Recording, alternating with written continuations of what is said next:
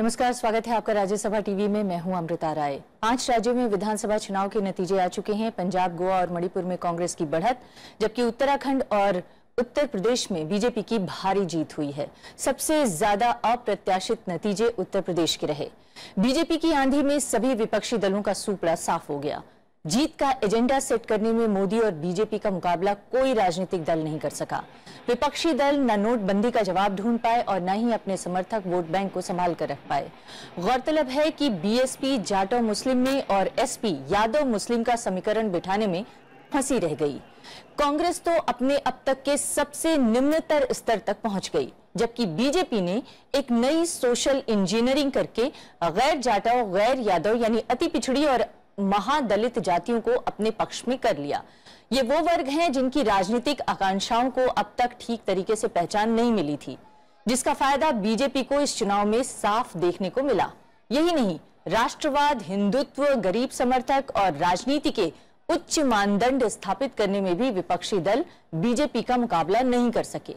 BJP की बढ़त और उसके दीर्घकालीन संदेश पर बहस करने के लिए आज हमारे साथ स्टूडियो में मौजूद हैं कई खास मेहमान। कुछ राजनीतिक दलों के नेता भी हमारे साथ हैं, करेंगे बहस। हमारे साथ इस वक्त मौजूद हैं समाजवादी पार्टी के जावेद अली खान, और इसके अलावा हमारे साथ हैं कैच न्यूज के एडिटर भारत भूषण, और भानु जोशी हैं सेंटर फॉर पॉलिसी रिसर्च से। और इसके अलावा हमारे साथ 2 और मेहमान होंगे। हमारे साथ बीजेपी के नेता नलिन कोहली और दिल्ली यूनिवर्सिटी में प्रोफेसर मनोज झा भी जुड़ेंगे। नलिन, हालांकि आप की तस्वीर हम नहीं दिखा पा रहे हैं कुछ देर के लिए, लेकिन मैं आपसे फोन पर ही आपका रिएक्शन लेना चाहूंगी। हमने बताया कि बीजेपी की जीत के कौन कौन से फैक्टर रहे, लेकिन उसमें एक बड़ा फैक्टर जो माना जा रहा है कि कास्ट बैरियर तोड़ने में आप लोगों ने एक अहम भूमिका निभाई है उत्तर प्रदेश में, जिसकी वजह से इतनी बड़ी जीत मिली है। क्या आप लोगों ने कोई नया क्लास स्ट्रक्चर बनाने की कोशिश की और इसमें सफलता हासिल की है, जिसकी वजह से आपको लैंडस्लाइड विक्ट्री मिली? ये प्रधानमंत्री नरेंद्र मोदी जी की विश्वसनीयता जो बढ़ी है और जो संदेश है सबका साथ सबका विकास, वो एक इंक्लूसिव संदेश है। उसमें कोई बैरियर की संभावना नहीं है, ना कास्ट की है, ना रिलीजन की है, ना रीजन की है, ना क्लास की है। जब आप सबका साथ सबका विकास की बात करते हैं तो किसी को वंचित नहीं करते उस सोच से। और इसी एजेंडे पे अगर आप देखेंगे तो भ्रष्टाचार की लड़ाई, अगर मैं केंद्र सरकार की बात करूं, भ्रष्टाचार की लड़ाई, गरीबों के लिए, किसानों के लिए, महिलाओं के लिए, सुरक्षा की हम बात कर रहे हैं। तो ये सारी बातें जो है सरकार कर रही है और उसकी बात कर रही है, इस पे काम कर रही है। जहां तक पार्टी की बात करते हैं तो हमारे जो हजारों लाखों कार्यकर्ता हैं वो इस संदेश को आगे लेकर जाते हैं तो विश्वास बढ़ता है, क्योंकि हमारे कई राज्यों में सरकारें चल रही है। और जब प्रयास होते हैं एक दिशा में, जैसे अभी एक टीवी चैनल में मैं था, वहां खुद जो है वहां विशेषज्ञ ये कह रहे थे कि देवबंद में 72% मुसलमान है लेकिन भाजपा सीट जीती है। वो कहते हैं कि सारे हिंदू भी अगर वोट करते तो सीट नहीं जीत सकते थे। तो इसका अर्थ क्या हुआ कि हमारा मैसेज ऐसा नहीं है कि मुसलमान को अलग करो या हिंदू को अलग। नलिन, निश्चित तौर पर सबका साथ सबका विकास आप लोग इस नारे के साथ लड़े और इसमें जीत हासिल की, और देवबंद में भी आप लोग को या मुस्लिम इलाकों में भी आप लोग को अच्छा वोट मिला है। लेकिन मैं ये जानना चाहती हूँ, जब आप सबका साथ सबका विकास की बात करते हैं तो उन मुसलमानों के विकास को कैसे इंश्योर करेंगे जिनको आपने टिकट भी नहीं दिया, कोई राजनीतिक प्रतिनिधित्व भी नहीं दिया चुनाव में? मैं आपके सोच से इसलिए सहमत नहीं हो सकता कि पहली बात है, जब ये सोच के साथ आप आते हैं तो आप ये मानते हैं कि हिंदू सिर्फ हिंदू की भलाई के लिए काम करेगा और मुसलमान सिर्फ मुसलमान के लिए, तो फिर भारतीय कहां हुए? और हमारे प्रधानमंत्री जी सब जब शुरू से कह रहे हैं कि मैं हर व्यक्ति के लिए हूं, हर भारतीय के लिए हूं, और वो प्रधानमंत्री हर भारतीय का है, तो इसीलिए सबका साथ सबका विकास हुआ। दूसरी बात, हमारे अध्यक्ष जी ने भी ये कहा कि हम विनेबिलिटी पे चुनाव के टिकट देते हैं। कुछ लोग हमारी पार्टी में भी विरोध कर रहे थे कि हम लोगों को टिकट नहीं मिला, लेकिन जिसकी जीत की क्षमता है उसको सोच के दिया जाता है। और तीसरी बात, जब वोट मिल रहा है तो उसका मतलब क्या है? जैसे जैसे लोग समाज से जुड़ते हैं विनेबिलिटी फैक्टर आता है, क्योंकि चुनाव में अगर आप जीतेंगे ही नहीं तो फिर ये तो सिर्फ एक औपचारिक या एक थ्योरेटिकल बात होती है कि हम भला करना चाहते हैं, क्योंकि सरकार में आने के बाद ही तो माध्यम नहीं जीत, आपने जीत हासिल की है, आप निश्चित तौर पर बधाई के पात्र हैं, आप लोग बधाई के पात्र हैं, मैं इससे बिल्कुल भी इनकार नहीं करना चाहती और मैं आपको उसका श्रेय भी देना चाहती हूँ। लेकिन जब उनकी राजनीतिक महत्वाकांक्षाओं की बात आएगी तो वो भी अपने लिए राजनीतिक प्रतिनिधित्व की उम्मीद करेंगे, तो उसमें कैसे उनका भरोसा आप लोग जीतेंगे, मैं ये जानना चाहती हूँ। इसका जवाब देता हूं कि 100 से अधिक मुसलमान कैंडिडेट्स को बसपा ने सीटें दी जी, और लगभग 100 को समाजवादी पार्टी कांग्रेस के अलायंस ने दिए, तो कितने जीते? तो इसका अर्थ क्या हुआ कि आप जो है इस प्रकार से बंटवारा, तो इसलिए सबका साथ सबका विकास इंक्लूसिव है, ये बंटवारे की राजनीति है कि हम मानते हैं सिर्फ मुसलमान जो है मुसलमान का अच्छा कर सकता है और हिंदू सिर्फ हिंदू के लिए। हम मानते हैं जो एमएलए होता है वो सबका एमएलए होता है, जो एमपी होता है सबका एमपी होता है, और प्रधानमंत्री तो पूरे देश के प्रधानमंत्री होते हैं। तो सेम जो मुख्यमंत्री बनेगा उत्तर प्रदेश का, वो हर नागरिक का मुख्यमंत्री है, उनके लिए ही नहीं जिन्होंने वोट किया। एक मोदी मैजिक की जो आप बात कर रहे थे उसमें एक फैक्टर और मैं बताना चाहूंगा कि जो सबसे बड़ा चेंज जो है 2014 के बाद, 2014 तक भाजपा का एक वोट कैचमेंट एरिया सीमित था को 30-35% तक, और राज्य में अगर देखें तो 15% वोट शेयर तक हम आ गए थे 2012 में जी। 2014 के बाद और मोदी जी के चलते ये कैचमेंट एरिया 70-80% तक पहुंच गया है जी। इसीलिए हम लोग वोट भी ज्यादा ले पा रहे हैं जी। तो ये इसका मतलब क्या है कि मैसेज आपका हो, यदि मैसेज में कौन व्यक्ति उस मैसेज को दे रहा है, काम कर रहा है उस दिशा में, तो विश्वसनीयता बढ़ती है। तो ये भाजपा के लिए बहुत सुखद है और हम धन्यवाद देते हैं पब्लिक का कि उन्होंने हमें आशीर्वाद दिया और उतनी बड़ी निश्चित तौर पर भाजपा को लोगों की विश्वसनीयता हासिल हुई है, भरोसा मिला है। मैं आगे अपने मेहमानों से चर्चा की शुरुआत करना चाहती हूं। जावेद साहब, अभी कुछ देर पहले अखिलेश यादव ने एक प्रेस कॉन्फ्रेंस की और उसमें उन्होंने कहा कि समझाने से नहीं बहकाने से वोट मिलता है। क्या अब आने वाले दिनों में वो बहकाने का उपाय कुछ करेंगे क्या? नहीं, इस चुनाव के अंदर जिस तरह के परिणाम आए हैं वो निश्चित रूप से हमारी आशा के अनुरूप नहीं है, और उन्हीं परिणामों पर टिप्पणी करते हुए अखिलेश जी ने ये बात, लेकिन ये टिप्पणी क्या हार को हल्का नहीं करती है? नहीं, हार के कारणों पर तो समीक्षा की जाएगी, पार्टी के मुख्तलिफ फोरम्स पर हम लोग बात करेंगे क्या कारण रहे, वो कारण तो हम बाद में पता करेंगे। लेकिन अभी तो ऐसा ही लगता है क्योंकि हमारी सरकार ने अखिलेश जी की क़यादत में उत्तर प्रदेश के अंदर बहुत काम किए थे और वो काम दिख भी रहे थे, और इसीलिए हम लोगों ने नारा भी दिया था काम बोलता है। लेकिन अब जनता ने जिस तरीके का जनादेश दिया है उसको देख करके ये टिप्पणी की गई है। तो अब ये कहेंगे आप लोग कि काम नहीं बोलता? नहीं, काम तो बोल रहा है और काम आगे भी बोलेगा। जब 5 साल के बाद इनकी सरकार की हम समीक्षा करेंगे तब तुलना करने के बाद सही नतीजा सामने आएगा। जी, हमारे साथ मनोज झा भी मौजूद है। मनोज जी, हमने नलिन कोहली से जो सवाल पूछा था वही सवाल मैं आपसे भी करना चाहूंगी कि क्या एक कास्ट बैरियर टूटा है और नया क्लास स्ट्रक्चर खड़ा करने की कोशिश की है मोदी जी ने, और ये एक फैक्टर भी है जिसकी वजह से उनको इतनी बड़ी सफलता हासिल हुई है, या इसमें हिंदुत्व का फैक्टर, नेशनलिज्म का फैक्टर, प्रो पुअर फैक्टर, ये सब भी हैं जिसकी वजह से वो जीते हैं? मनोज झा,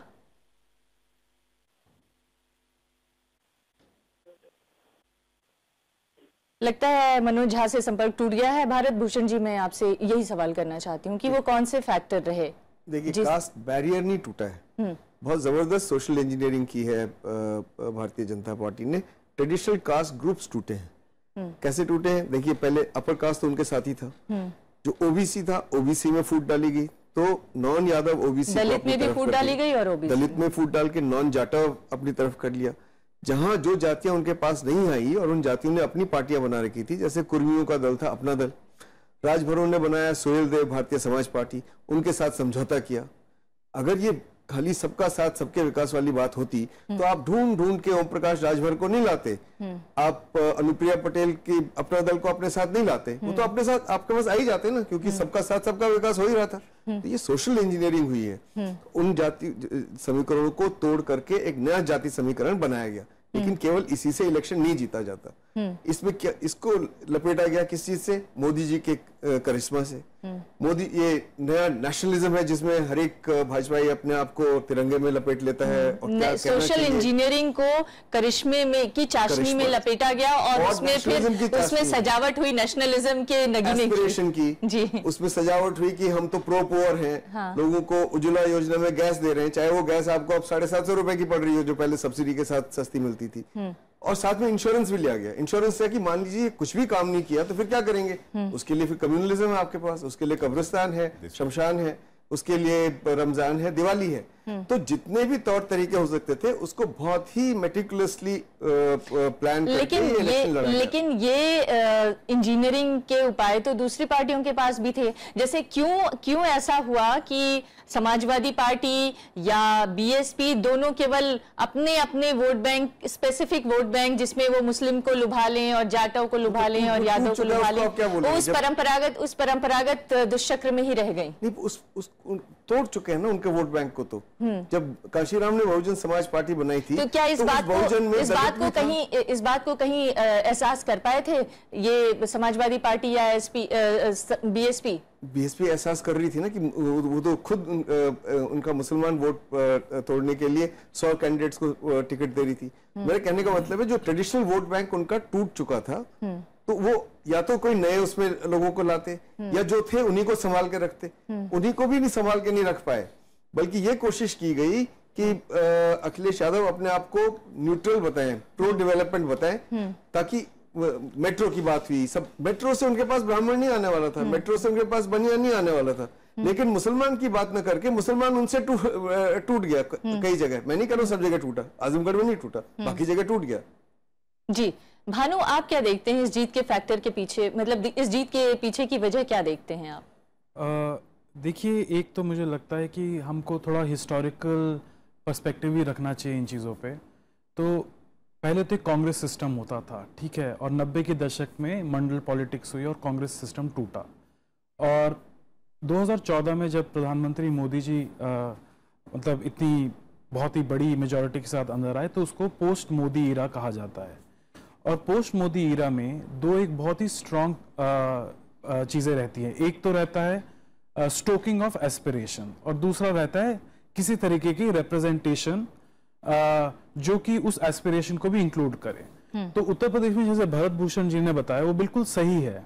ऐसा नहीं कि कास्ट अरिथमेटिक वहां पर काम नहीं किया, बल्कि ये कहना होगा कि जो कास्ट अरिथमेटिक है वो बीजेपी के लिए बहुत ज्यादा काम किया और समाजवादी पार्टी और बसपा के लिए काम नहीं किया।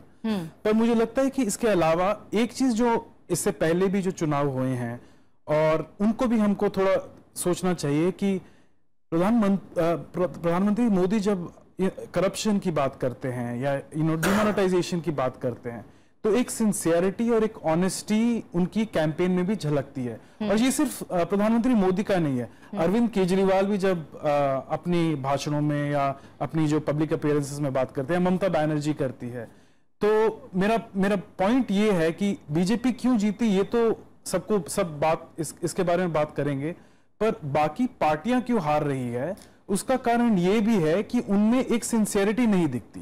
यानी कि मान लीजिए मुसलमान को, देयर इज नो डाउट कि मुसलमान को एम्पावरमेंट चाहिए, है ना। कुछ क्षेत्रों में तो SC ST से भी बदतर हालात भारत के मुसलमान के हैं। तो मैं नलिन कोहली की बात से तो बिल्कुल ही मैं एग्री नहीं करता, परंतु बात यह है कि जो पार्टियां उनके हित के बारे में बात करती थी, उन्होंने सच्चर कमेटी की रिपोर्ट के बारे में क्या किया, उन्होंने मुसलमान के, so the point is there is nothing about farmers, there is nothing about Bahujan in BSP, there is nothing about secularism in the sincerest sense in the Congress party as well.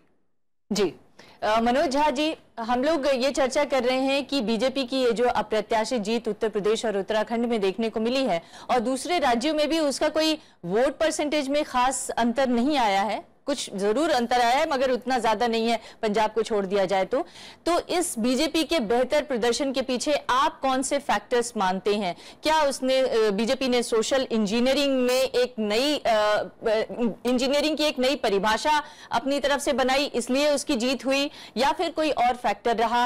खासतौर से जो अभी भानु ने कहा कि ऐसा लगता है कि वो लोगों का भरोसा जीतने में ज्यादा कामयाब रहे दूसरे विपक्षी दलों के मुकाबले।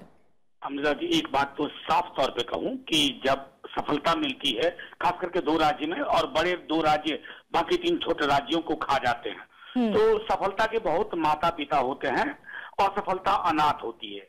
मैं जनादेश को स्वीकार करने के साथ ये भी कहूँ कि विश्लेषण करिए। आर्थिक मंदी, रोजगार के नेगेटिव ग्रोथ, अभूतपूर्व कृषि संकट के बावजूद अगर भाजपा को उत्तर प्रदेश में 315 से 320-24 सीट मिलती है, तो ये सिर्फ पोस्ट ट्रुथ पॉलिटिक्स ही समझा सकता है कि बिलीफ ट्रुथ का कत्ल कर जाए और हम सत्य के कातिल को खोजने के बजाय सेलिब्रेशन और फीस्ट में शामिल हो जाए। मैं ये नहीं कहता हूं कि गलतियां नहीं रही हम विपक्षी दलों की, लेकिन कई मिथक टूटे हैं अमृता जी। अगर करप्शन बहुत बड़ा मुद्दा है तो जिस विजय बहुगुणा के खिलाफ डेली डॉसियर लाती थी भाजपा, आज विजय बहुगुणा और उनकी तथाकथित स्वच्छ टीम भारी मतों से उत्तराखंड में जीत गए।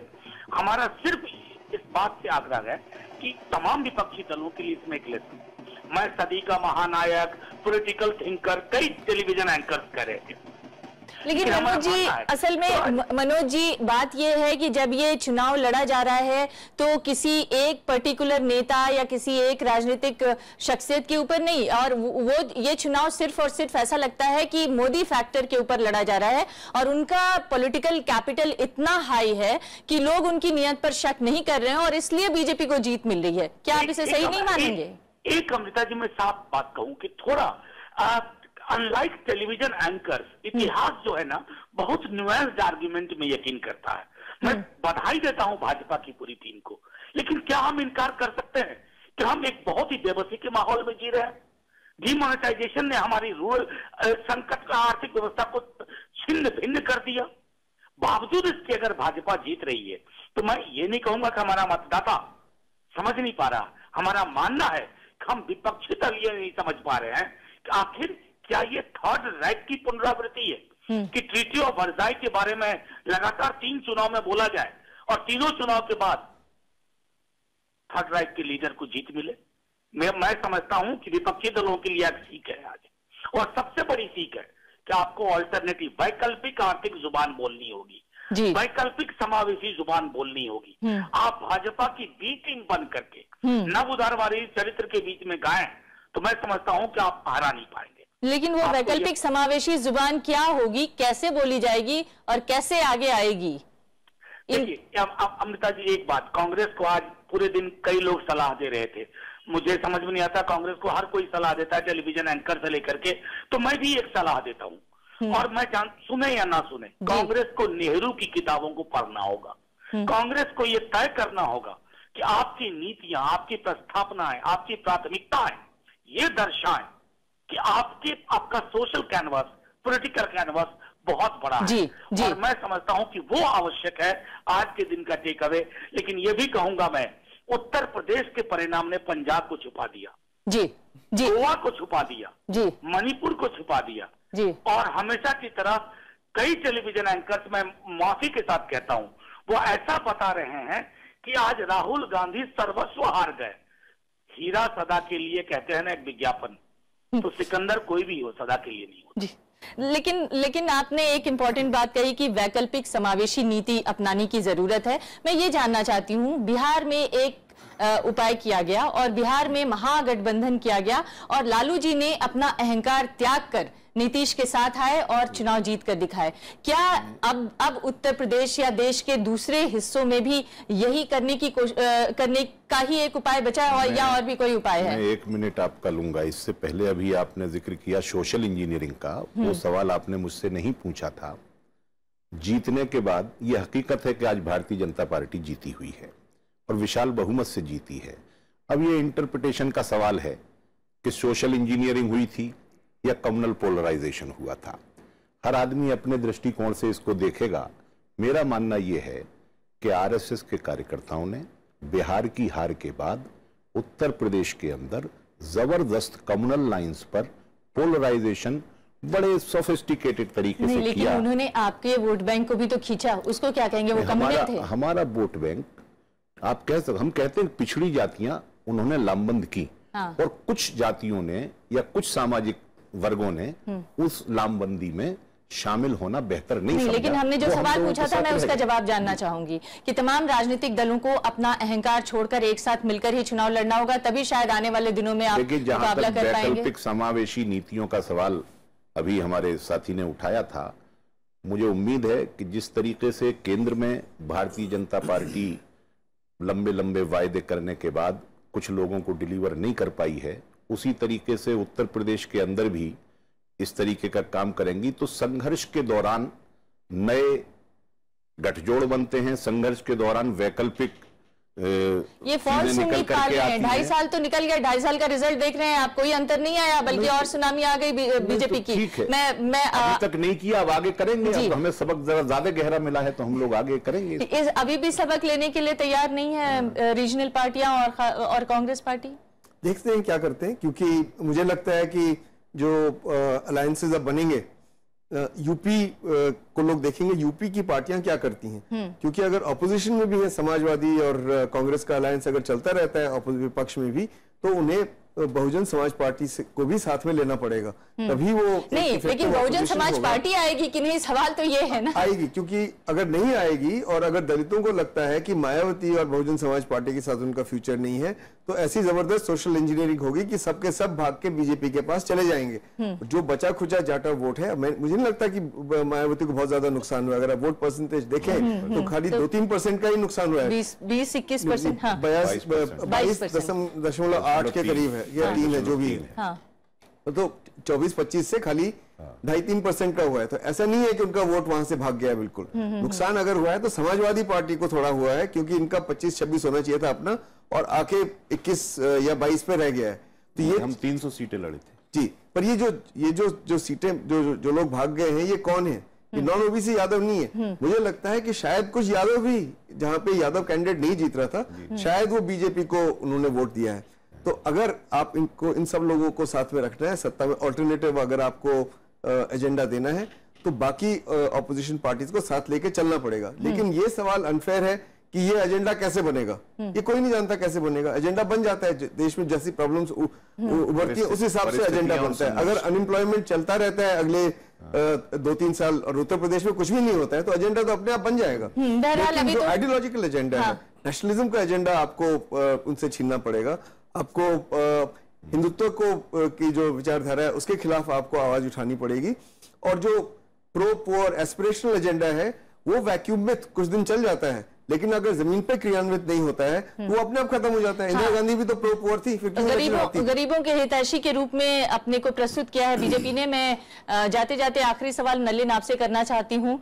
आप लोग अब मुख्यमंत्री किसे बनाएंगे जो सचमुच गरीबों का हितैषी साबित हो? ये तो हमारी पार्लियामेंट्री बोर्ड और पार्लियामेंट्री पार्टी जो है वहां लेजिस्लेचर में वो तय करेंगी। लेकिन मैं जरूर एक टिप्पणी देना चाहूंगा जी। कुछ बातें इतनी अद्भुत कही गई थी और इतनी एक अद्भुत कल्पना और काल्पनिक सोच से वो बातें की गई थी कि मुझे लगा कि शायद तर्क और तथ्यों की दुनिया से बहुत परे हो गए, क्योंकि इतिहास के पन्नों में खोते खोते कहीं उन पन्नों के बीच ही वो लुप्त हो गए। मतलब थर्ड राइक और जर्मनी के हिटलर के क्रिएशन तक हम लोग पहुंच गए। मनोज जी ने उसका दिया उदाहरण। मुझे लगता है कि जनता के लिए अगर सरल रूप से काम किया जाए, प्रो पुअर में काम करना पड़ता है। इंदिरा गांधी जी ने बंद कर दिया था, नेशनलाइज्ड बैंक्स कर दिए थे ताकि गरीबों के लिए अकाउंट खुले, लेकिन अकाउंट खुले ही नहीं। तो कैसे हुआ कि मोदी जी ने 25 करोड़ अकाउंट खोल दिए सिर्फ 1.5 साल में, सिर्फ क्योंकि उन्होंने कहा कि गरीबों की मेहनत करनी है। कैसे हुआ कि 52 लाख के एलपीजी दिए गए गरीब से गरीब? टॉयलेट्स कैसे बन रहे हैं देश में? क्या मतलब ये कोई अद्भुत बातें हैं? 70 साल के बाद ये सब करने की आज हमें आवश्यकता है। हम एक तरफ तो बिल्कुल मंगल तक अपना वाहन भेज देते हैं, दूसरी तरफ हमारे देश में एक महिला सुरक्षित नहीं चल सकती, रोड नहीं है, बैंक अकाउंट तक नहीं है। तो ये जो वैचारिक ढूंढ रहे हैं कई लोग मिलके कि हमें एक वापस वैचारिक करना पड़ेगा, सोचना पड़ेगा, क्या है, मुझे लगता है ज्यादा कठिन नहीं है। आम जनता, हिंदू हो, मुसलमान हो, सिख हो, ये बात सच है कि किसी भी वर्ग का हो, नलिन ये बात सच है, ये बात सच है कि बीजेपी को अप्रत्याशित सफलता मिली है। लेकिन ये भी सच है कि ये जो सब आप ऐतिहासिक अपना ये जो उपलब्धियां बता रहे हैं, ये कोई एक दिन के बैकग्राउंड पे नहीं बना है। आपकी मर्जी है ना सुनना चाहे तो। जी, ये भी सच है कि ये जो उपलब्धियां हैं वो सिर्फ एक दिन के बैकग्राउंड पर नहीं हासिल हुई है। बहरहाल आप सबको, आपको जीत की बधाई और तमाम दूसरे दलों के लिए ये एक सोचने का और विश्लेषण करने का आत्मविश्लेषण करने का वक्त है। उम्मीद है कि आने वाले दिनों में आप आत्मविश्लेषण से कोई नई ऊर्जा हासिल कर सकेंगे। बहुत बहुत शुक्रिया, नमस्कार आप सभी का।